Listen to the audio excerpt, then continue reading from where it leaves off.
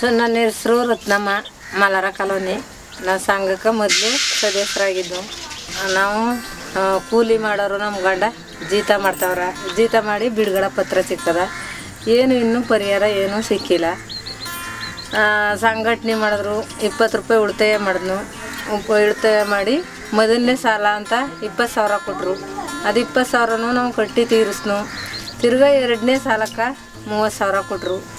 30,000 ಕೊಟ್ಟು 30,000 ರೂಪಾಯಿ ಕಟ್ಕೊಂಡು ತೀರಿಸ್ಕೊಂಡು ಬತ್ತವಿ. ಅದು ತಗೊಂಡು ದುಡ್ಡೆಲ್ಲ ಮಕ್ಕಳು ಮದುವೆ ಮಾಡಿದ್ನು. ಆಮೇಲೆ ಬಾಣ್ತಿ ತನ ಅವೆಲ್ಲ ಬತ್ತು. ಅವೆಲ್ಲ ಮಾಡ್ಕೊಂಡು ನಮ್ಮವನು ಮನೇಲಿ ಯಾವ್ದು ಎಲ್ಲಾರ ಹೋಯ್ತೀನಿ. ಈಗ ಬಾಣ್ತಿ ಮನೇಲಿ ಎಲ್ಲ ಹೋಗಲ್ಲ. ನಮ್ಮ ಯಜಮಾನ್ರು ಮಾತ್ರ ಕೂಲಿ ಮಾಡ್ತಾವ್ರ. ಸಂಘಟನೆಯಲ್ಲಿ ಚೆನ್ನಾಗಿ 20 ರೂಪಾಯಿ ಉಳಿತಾಯ ಮಾಡ್ತೀವಿ. ಕರೆಕ್ಟಾಗಿ ಸಾಲ ತಗೊಂಡಿರೋದು ತಿಂಗ ಕಟ್ಕೊಂಡು ಹೋಗ್ತೀವಿ. ಎಲ್ಲ ಹೊಂದಾಣಿಕಾಗಿ ಚೆನ್ನಾಗಿ ಏನೂ ಇಲ್ಲ, ಏನೂ ತೊಂದರೆ ಇಲ್ಲ.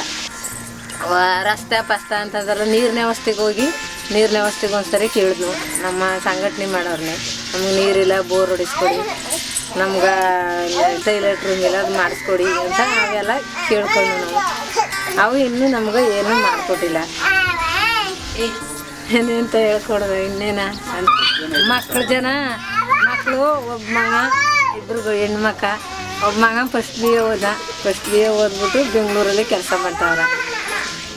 ಮಕ್ಕಳು 2 ಮದುವೆ ಮಾಡ್ಬಿಟ್ಟಿವಿ. ನಾವು ಗಂಡ ಹೇಳ್ತೀರಿ 2 ಇರೋದು.